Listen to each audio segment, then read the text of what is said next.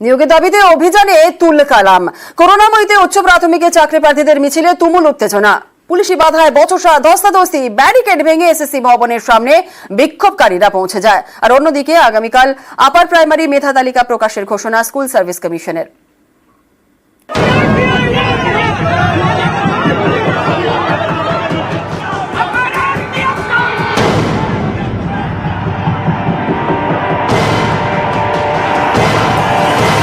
নিয়োগের দাবিতে আন্দোলন।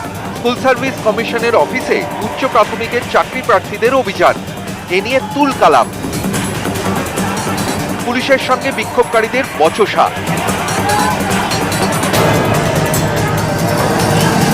ধস্তাধস্তি।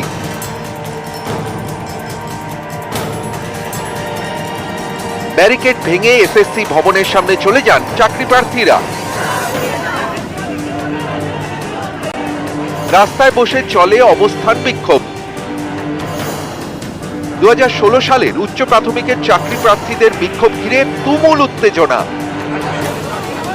সোমবার দুপুরে সল্টলেক করুণাময়ী থেকে চাকরি প্রার্থীদের মিছিল শুরু হয়। পুলিশ বাধা দিলেই উত্তেজনা ছড়ায়। গত 28 আগস্ট উচ্চ প্রাথমিকের 14,052 জনকে নিয়োগের অনুমতি দেয় কলকাতা হাইকোর্ট। 4 সপ্তাহের মধ্যে নতুন করে মেধা তালিকা প্রকাশ করার নির্দেশ দেয় বিচারপতি তপব্রত চক্রবর্তীর ডিভিশন বেঞ্চ। নির্দেশে আরো বলা হয়, এই নিয়োগের জন্য নতুন করে ইন্টারভিউ ও পার্সোনালিটি টেস্ট হবে না। যা আগে হয়েছে তার ভিত্তিতেই মেধা তালিকা প্রকাশ করতে হবে। 28 আগস্টে রায় দেন হয়েছে 14,052 জনের প্রার্থী নিয়োগের নির্দেশ হয়েছে। 28 দিনের মধ্যে রিকাস্ট মেধা তালিকা, তার পরবর্তী 28 দিনের মধ্যে কাউন্সিলিং অ্যান্ড রেকমেন্ডেশন, তার 28 দিনের পরবর্তী তার জয়নিং। অর্থাৎ যে সময়সীমা দিয়েছে তা আগামী বুধবার সম্পন্ন হচ্ছে। আজ আমরা রাজপথ দখল করেছি বলে সেই নোটিশ পেলাম। আগামী 28 দিনের মধ্যে 14,052 জনের কাউন্সিলিং করতে হবে। সে আবার রাজ্য সরকার, শিক্ষা দপ্তর, স্কুল সরকার কোনো উদ্যোগী ভূমিকা পালন করছে না। সামনে তো পুজো, তাহলে কি করে আগামী 28 দিনের মধ্যে 14,052 জনের কাউন্সিলিং হয় তার শিডিউল আজকে আমরা চাইছি। যতক্ষণ না আমার দাবি করছে, যতক্ষণ মাননীয় মুখ্যমন্ত্রী হত্যা করছে, যতক্ষণ শিক্ষামন্ত্রী দেখা করছে, প্রিন্সিপাল থেকে দেখা করছে, রাজপথ আমরা ছাড়বো না।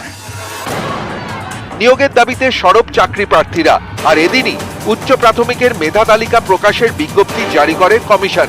জানায়, আগামী বুধবার 2016 উচ্চ প্রাথমিকের মেধা তালিকা প্রকাশ করা হবে।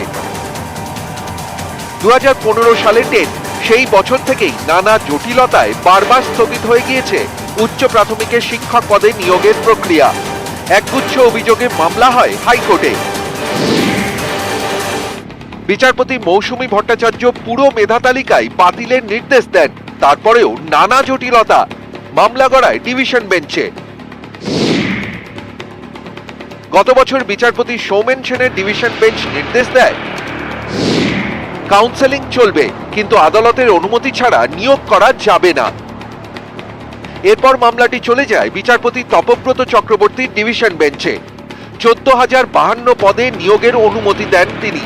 বুধবার সেই নিয়োগের মেধা তালিকা প্রকাশ করবে school service commission. News 18 Bangla.